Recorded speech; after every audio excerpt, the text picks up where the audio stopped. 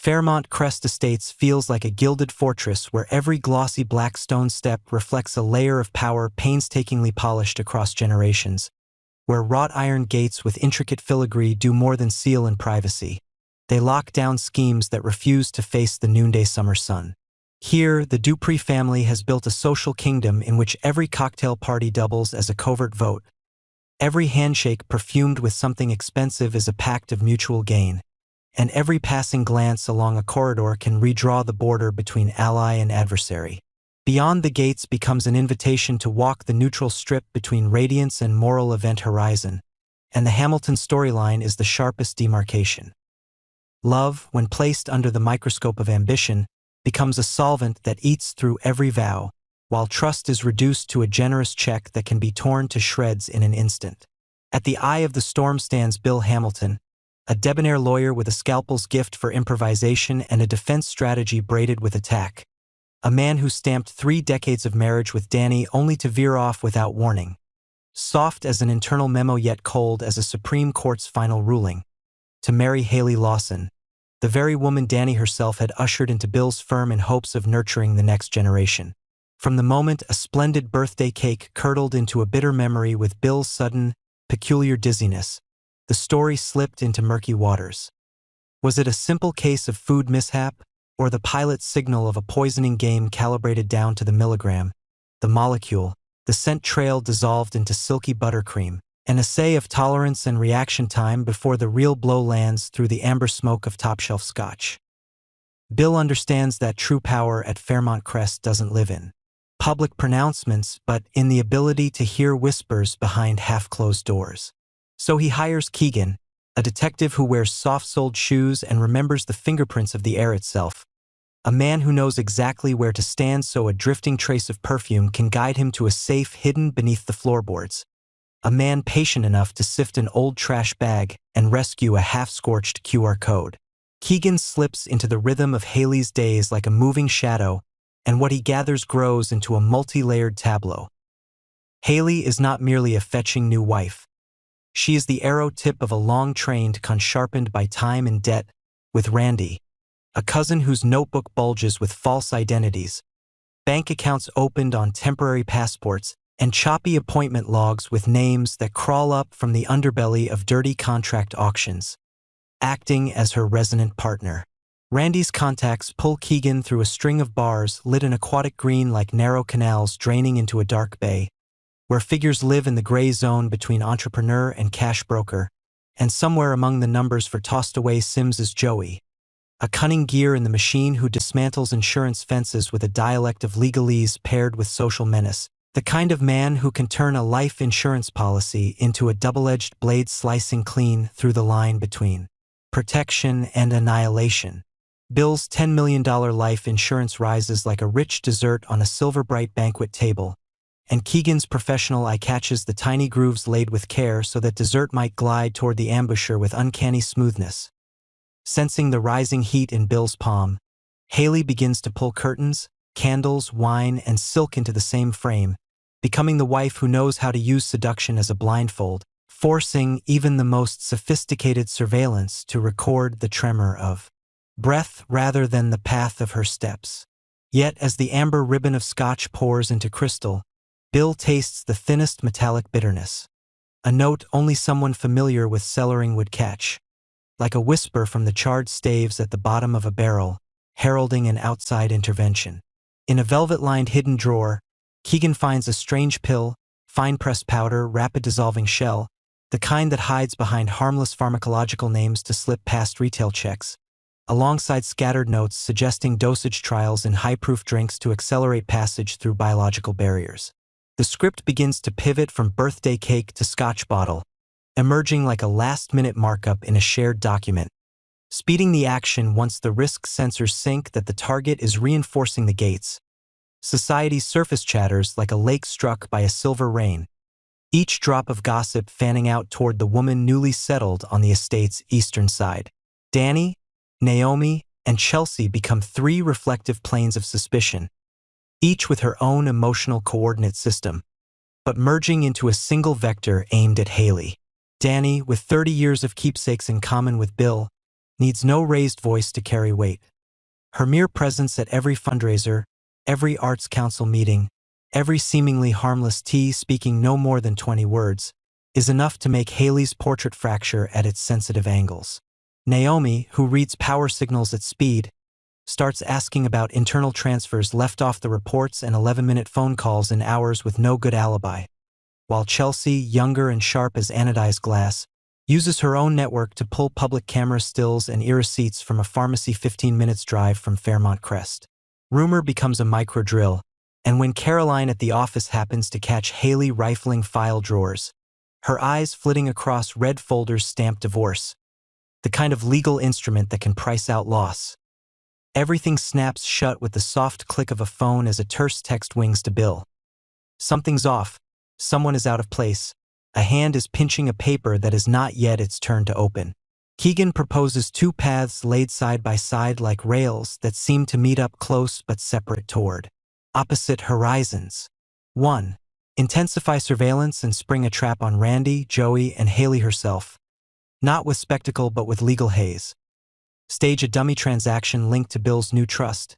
Thread it with clauses that only someone scouring the fine print will trip over, and tag document parcels with micromarks legible only under certain wavelengths to trace any leak's journey.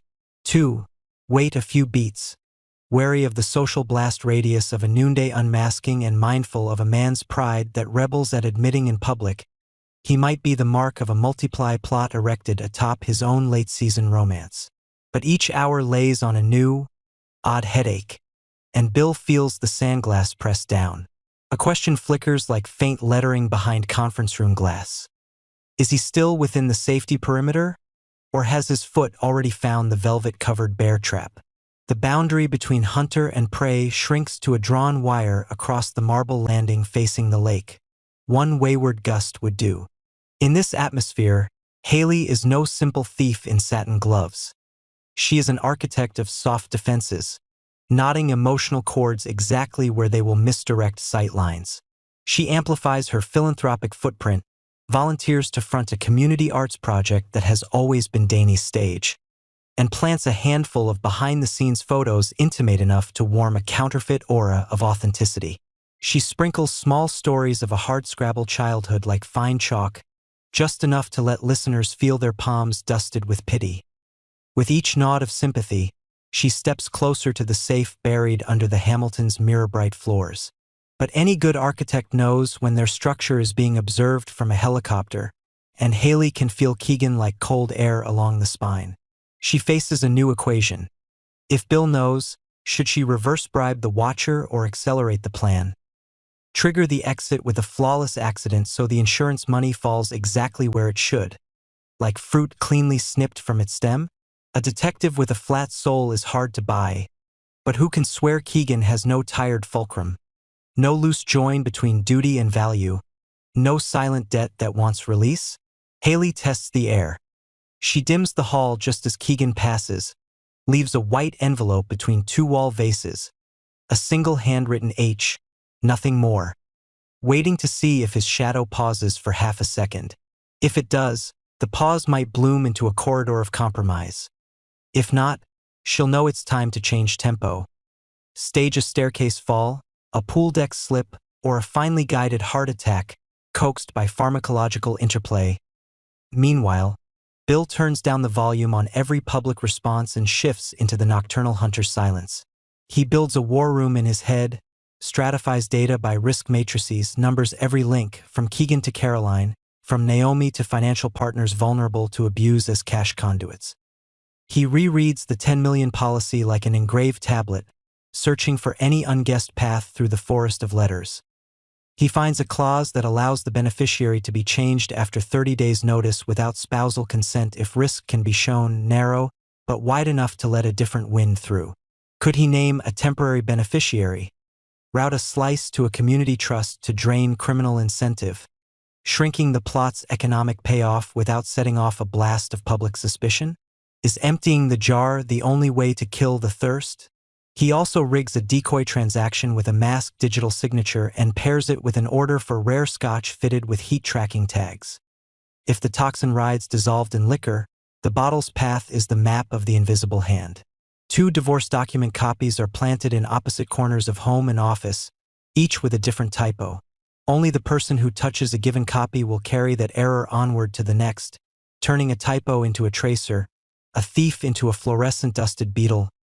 Fairmont Crest hums like an aristocratic hive, every heavy wooden door sheltering its own whispering frequency. Danny faces the part of life that no longer belongs to her yet hangs as heavy as an old house key.